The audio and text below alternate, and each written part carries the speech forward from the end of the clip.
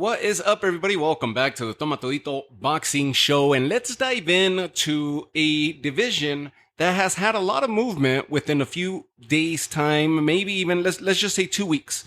By this Saturday, it'll be 3 weeks since the movement started with the title. So let's do in the last 3 weeks, and we'll fast forward to this coming Saturday. The super flyweights. Let's jump into the super flyweight division because there's been a lot of movement, and it all began with the big high profile showdown between Jesse Bam Rodriguez against veteran Juan Francisco Estrada, El Gallo Estrada. That took place out in Phoenix. And that's a fight where, remember that when Bam arrived from 112 to 115 as a late stand-in for Gallo Estrada, who was supposed to fight against, jeez, why am I blanking? He was supposed to fight against Príncipe Cuadras, and that was in February of 21, 22. Gallo Estrada falls ill. Enter Bam, who was supposed to be a stay busy fight for Cuadras, and Bam ends up pulls off the impossible. He puts on a show. He announces his arrival into the 115-pound division as the smaller fighter. A heavy-handed, fast-footed, accurate, efficient fighter in Bam Rodriguez. Gets a version of that title, of the 115 WBC strap. Goes on to fight Sor Rungvisai, who is one of the four Príncipe Cuadras. Remember, the four Príncipes of this division, or they call them the four princes, not princess, but princes of this new era of boxing, which was an ode to the four kings: Leonard, Duran, Hagler, Hearns. We have Cuadras, Estrada, Chocolatito, and Rungvisai. And these guys were all pinned against one another, beating one another, running it back with one another. And every single one of them were action-packed, amazing fights. Every single one of the matchups, any which way you look at it. And if you haven't, you should go visit those matchups. Cuadras and Estrada, the trilogy of Estrada and Chocolatito, Rungvisai and Estrada, Rungvisai and Chocolatito, where he stops Chocolatito, Rungvisai and Cuadras. They all faced off against one another. Then comes this relatively unknown young kid, smaller kid, who fought at a division south, moves up as a stand-in, and shocks the world with the performance of a lifetime. Drops Cuadras, beats him by decision, and gets the WBC strap on that night. I don't recall if it was a vacant title or if it was an interim title at that time, which was going to be knocking on the door of then ill Gallo Estrada, who was supposed to come back to fruition. He then goes on to defeat Sor Rungvisai. So now he defeated two of the four princes of the super flyweights. And then 2 weeks ago,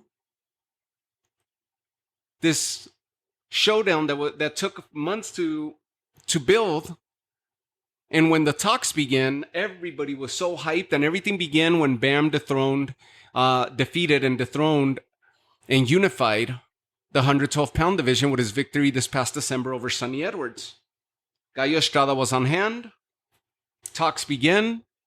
Disrespect began between the two. The exchange of barbs and commentary. And the fight gets signed. The fight happens.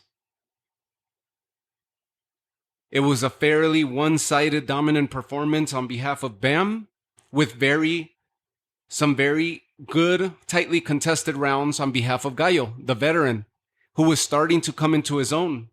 He gets dropped, comes back and drops Bam for the first time in his career with a flash knockdown, and the very next round, Gallo is stopped with a nasty body shot.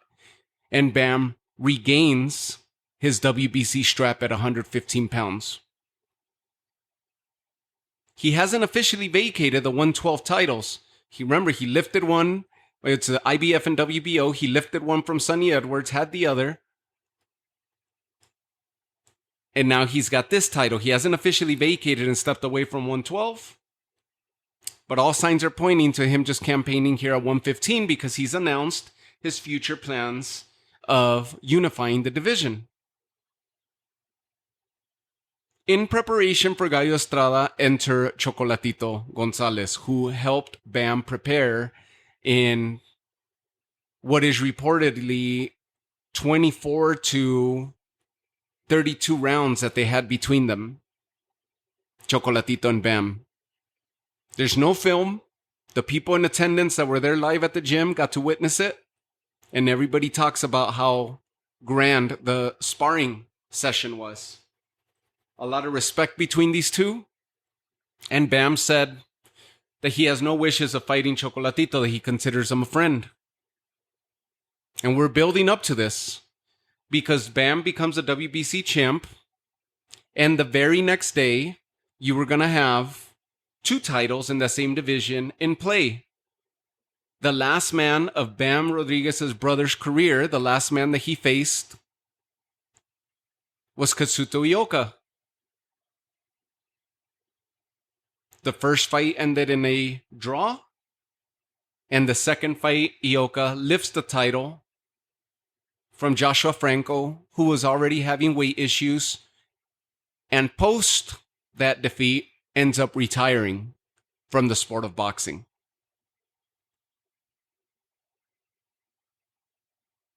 So the storyline was there that if Kazuto Ioka, who Bam mentioned after his victory over Gallo Estrada, he said he would like to unify the division. So he was going to have his eyes open on the matchup that took place the very next morning out in Japan between Argentinian Fernando Martinez, PUMITA Martinez, and Kazuto Ioka.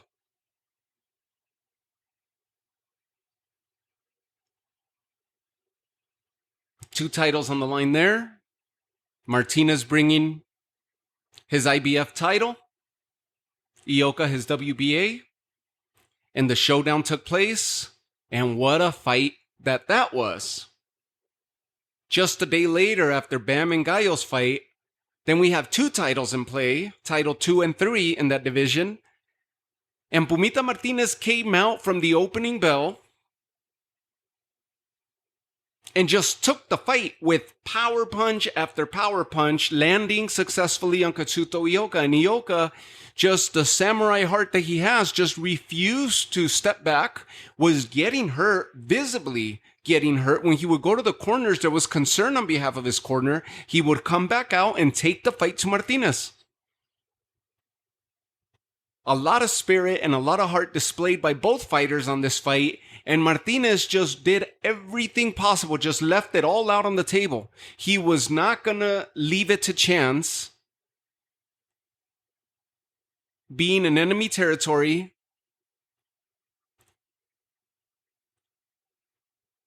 or leave any doubt as to who the rightful winner and the deserving winner was. And if there was going to be a robbery, well, there was going to be a robbery. And it was going to be very evident, similar to what we witnessed with Oshaki and Robson Conceição, which was the following week. So PUMITA Martinez dominated that fight to what would have been, in my opinion, was a 9-3 fight in favor of PUMITA Martinez. They went at each other, they hit each other with everything, and he emptied out his tank, as did Ioka. But he missed a lot, and he got caught a lot, and he was getting hurt, and he was stumbling and getting sent back in his tracks because Martinez showed up with all power and emptied out his tank. He unifies the division, lifts the title from Ioka in enemy territory, and immediately you started seeing the conversations come to fruition of Bam Rodriguez wanting to unify against PUMITA Martinez. In what will be a sensational fight if Martinez fights like this. It's a fight that we had not seen him perform in such a fashion because he tends to start slow, or he tends to start fast and gas. This spirited effort that we witnessed from PUMITA was something different. He's 17-0 now, unblemished record with 9 knockouts to his credit, and he is the IBF and WBA champ, the only unified champ of the super flyweights.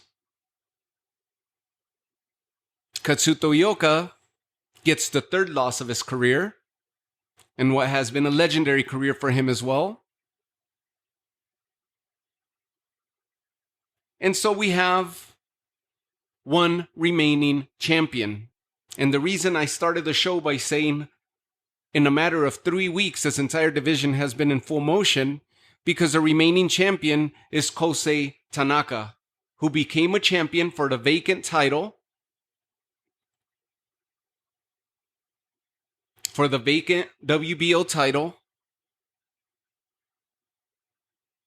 this past February, when he defeated Bacasuega Rangel.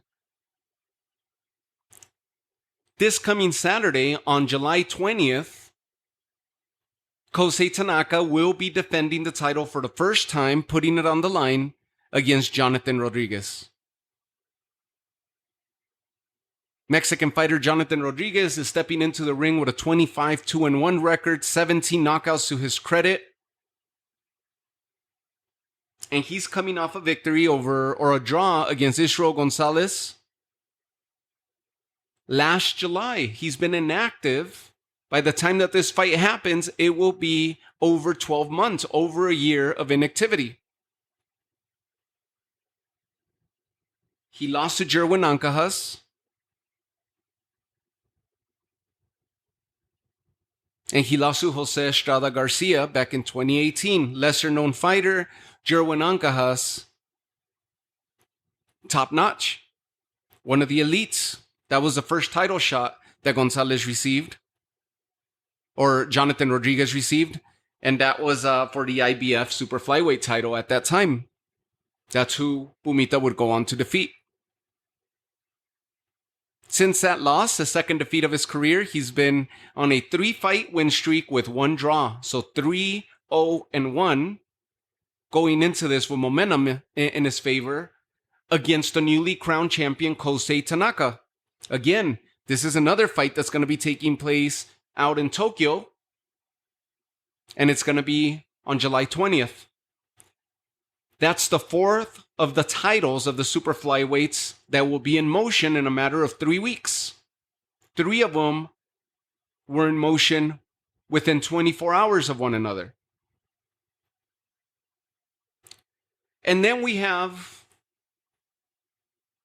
another legend in this division, which is Chocolatito Gonzalez, who came back this past Friday night and successfully returned to his winning ways. He is now 52-4 with 42 knockouts to his credit. Sure shot future Hall of Famer. He had not been active since the majority decision loss at the hands of Gallo Estrada, and that was in December of 22. Took off entire 23 and 7 months into 24. Came back and stopped Robert Barrera. Not the highest echelon of opponents, but a very good journeyman road warrior type opponent with a hard chin and a fighter that was a come forward style fighter, which catered perfectly to the attributes of Chocolatito Gonzalez. Chocolatito goes on to drop him in the 8th, 9th, and for the final time in the 10th, where the fight is finally called off. Chocolatito's not the same Chocolatito that he once was. He's not the same dominant force. He is 37 years old. He's not going to learn anything new. But he is very, very smart and very skilled And if stamina or newfound energy is not going to be what carries Chocolatito through a fight, you bet your ass that it's going to be muscle memory. And that's basically what we saw on this fight with Robert Barrera. His body is just moving and doesn't know how to not move. He's throwing punches and mixing up his attacks so well between hooks, jabs, straights, uppercuts, and just doesn't stop and slowly keeps walking forward and throwing punches and bunches like he's accustomed to. This is muscle memory at its best. He could do this with his eyes closed. And I could only imagine what that sparring match with Bam Rodriguez was, because Chocolatito is just all action all the time and he doesn't know how to fight any different. This is second nature to him now. The way he performed against Robert started very calculated in the first few rounds, and from there, muscle memory kicked in until he picked apart Robert and eventually drops him and proceeds by stopping him. Reports have come out that after this victory, Chocolatito said that he would not be against the fight against Bam Rodriguez. Yes, they have a lot of respect for each other. They consider each other friends. But he realizes that this is a very marketable fight, a very profitable fight, and he would not be against a showdown against Bam for the right offer. Business is business. And you got to put friendships aside. So when Bam was first asked, he said no, he would not entertain it because he considers Chocolatito a friend. He later went on to say, well, you never know, money talks.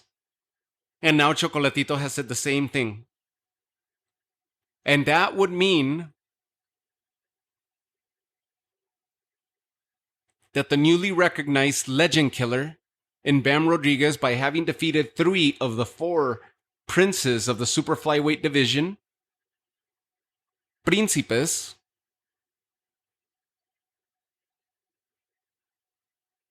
has one final piece remaining, and that being Chocolatito.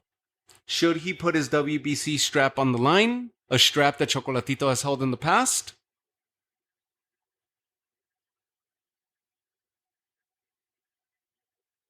That would be a huge mega showdown regardless of where they stage it. Chocolatito has now returned, fresh off a sparring session with Bam, a multitude of rounds that he got there, and not only did that help prepare Bam for Gallo Estrada and the mastery of Gallo Estrada, but it also helped him prepare for his upcoming fight with Robert.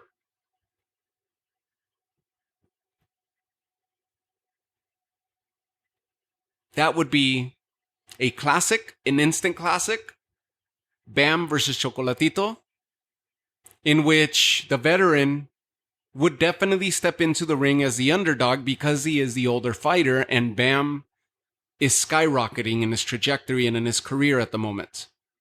He looks nearly unstoppable. He has flaws, Bam does, but he's quick to fix them and quick to disguise them in the middle of the fight and gain momentum back to his side. And that's the beauty of watching Bam Rodriguez step into the ring and watch him perform. If I was to suggest any type of matchmaking here, because there is reports of Gallo Estrada seeking the rematch with Bam Rodriguez, a fight that maybe a lot of people don't want to see, but Gallo feels that he would be able to do a lot better and perform differently and counter in different fashion the onslaught of Bam Rodriguez. He says he immediately knew his mistakes after the fight. He immediately recognized where he went wrong, and he wants to correct that. The veteran in Gallo Estrada wants to run it back. He doesn't like the way that fight ended. A fight that maybe a lot of people don't want to watch anymore because it was very decisive for Bam Rodriguez.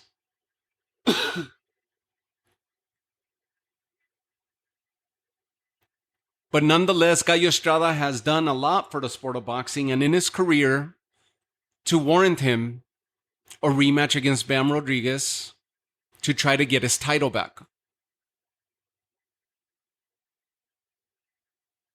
Let alone that it would be another good payday for both fighters.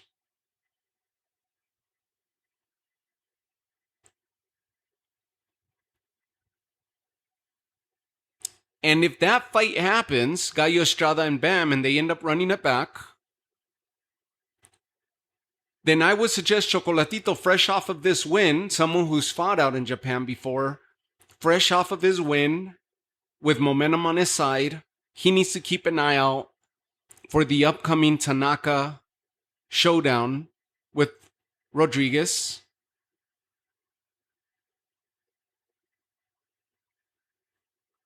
And see who comes out victorious.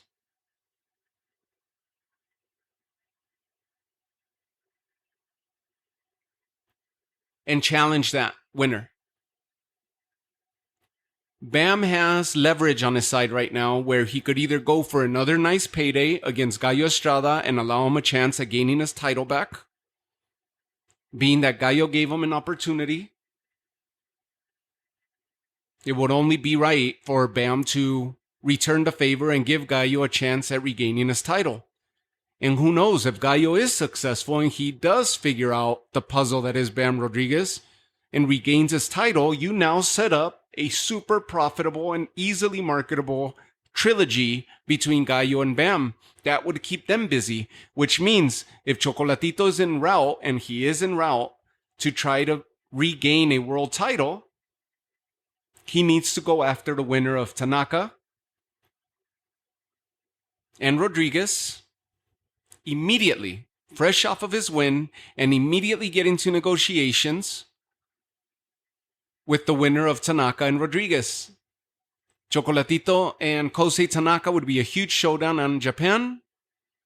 Chocolatito and Rodriguez would probably not be the biggest showdown, but it would give him a chance at regaining a title where Chocolatito would actually enter as a favorite. And then you have Bam, that if he doesn't negotiate, being that he has leverage on his side right now, is the biggest name and the biggest draw in the super flyweights. If he doesn't negotiate that rematch with Gallo Estrada, then he could negotiate the unification with PUMITA Martinez, who is fresh off of his victory just less than 24 hours after Bam was. That would be 3 titles of the 4 in play in that fight. Should PUMITA be successful, you bet that he would give a shot for a huge payday to either Gallo Estrada for all 3 titles or to Chocolatito. Should Bam be successful, he could then visit a higher payday with Gallo Estrada, letting him run it back, this time for more titles on the line, or do a huge mega showdown against Chocolatito for the 4th and final piece remaining of the 4 princes of the super flyweights, being that he dominated the other 3 already. So Bam has his pick right now, either PUMITA Martinez or a rematch with Gallo, or a big profitable showdown with Chocolatito, who just came off of a 18-plus month layoff, 19-month layoff, to return to his winning ways. This would probably be the smartest thing for Bam, to take on Chocolatito, who's fresh off of a layoff, coming off of a nice victory, fresh off of a layoff, and fresh off of them knowing one another, having sparred with each other a multitude of rounds. This would make the most sense right now. Just end it. High payday. Meanwhile, the other champs will probably fight each other. Or Gallo Estrada would enter talks with PUMITA Martinez or the winner of Tanaka Rodriguez. A lot of movement in this division, especially with Chocolatito getting back to his winning ways, because if you look any which way you look at this, the top 5 positions are Bam, Martinez, Tanaka, Gallo, Chocolatito.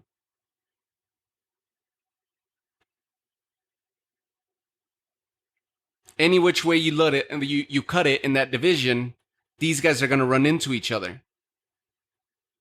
And Bam having the leverage as the biggest draw PUMITA has the leverage of being the only unified champ. You bet that he's going to try to negotiate his highest. Whatever PUMITA does next is going to be his highest payday. He's not going to pick. He's not going to pick anybody who is a no-name or a tune-up fight, a stay-busy fight next. He's either going to go back to Tokyo and fight the winner of the Tanaka-Rodriguez fight, which is likely the highly favorite is Kosei Tanaka to defend his title this coming weekend.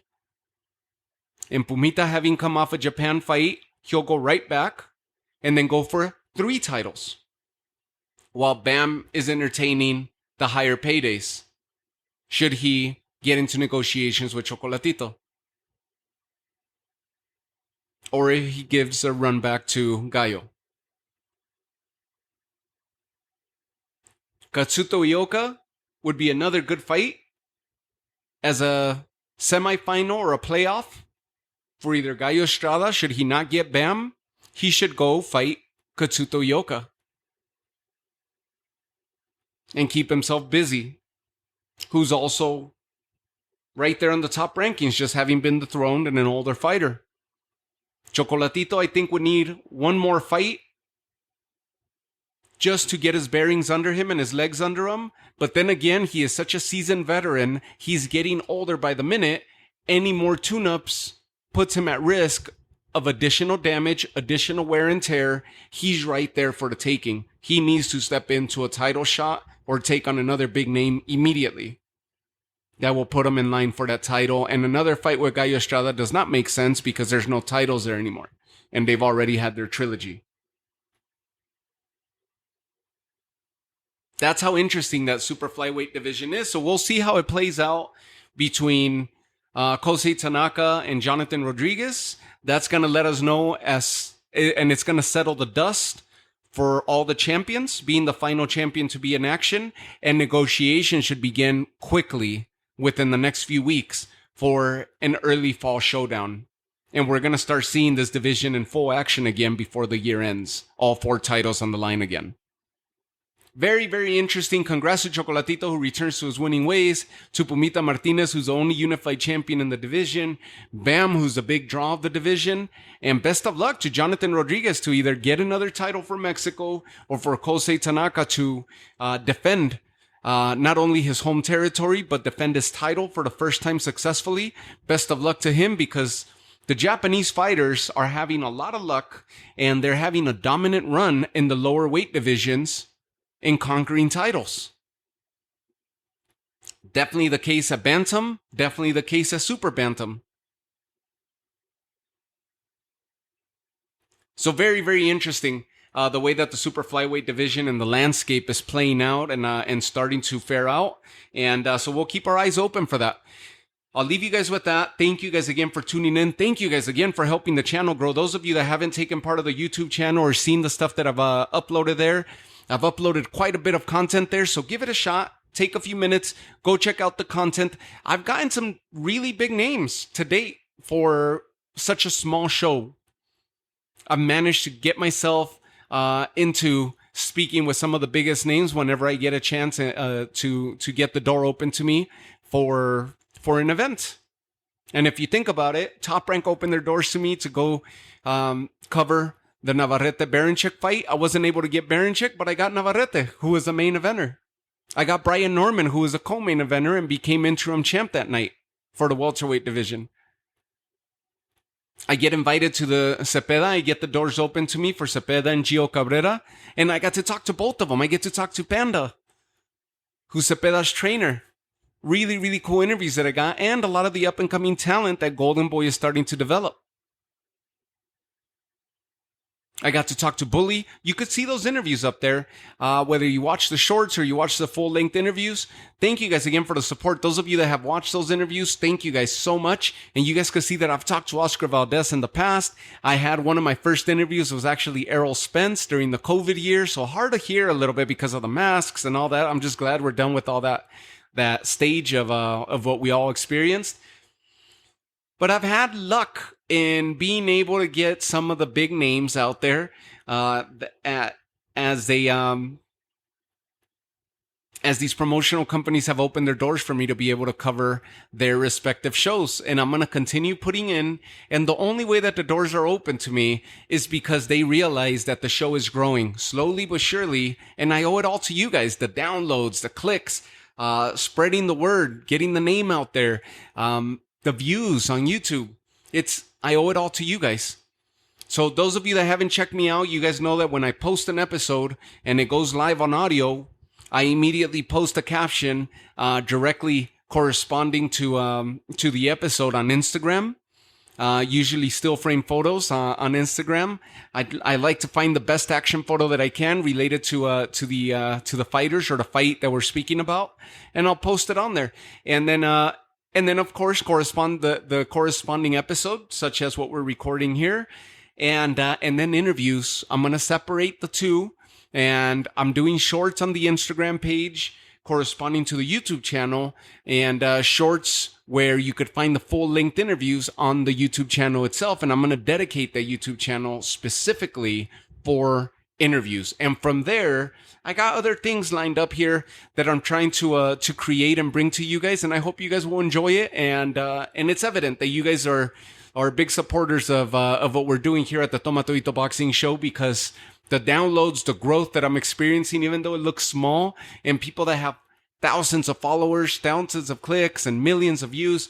Now, there's a different level of appreciation that once they get too big, it's a given. I appreciate every single one of my subscribers, regardless of the social media platform of choice. And I'm really appreciative, and I only want to keep doing right by you guys and bring you guys awesome content. And the doors are going to continue to open as long as you guys continue supporting me on your end. I'm going to continue coming back to you on this end and doing my part and making the travel, making the trips, taking the drives when I'm half asleep or falling asleep or lacking sleep. And I'll take the 6-7 hour drives and make the trips, because I have a dedication and a must to bring you guys awesome content. And this is what I wanted to do. This is what I signed up to do. And I'm doing my absolute best to do right by you guys. So I thank you guys again from the bottom of my heart, and everybody who has helped put the Toma Todito Boxing Show forward.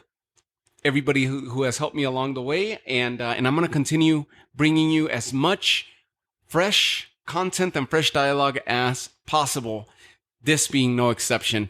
So congrats to the Super Flyweights. We'll keep an eye out to see how the final title fares out this coming weekend. And I'll check you guys out on the next episode. Have yourselves a great night. Take care.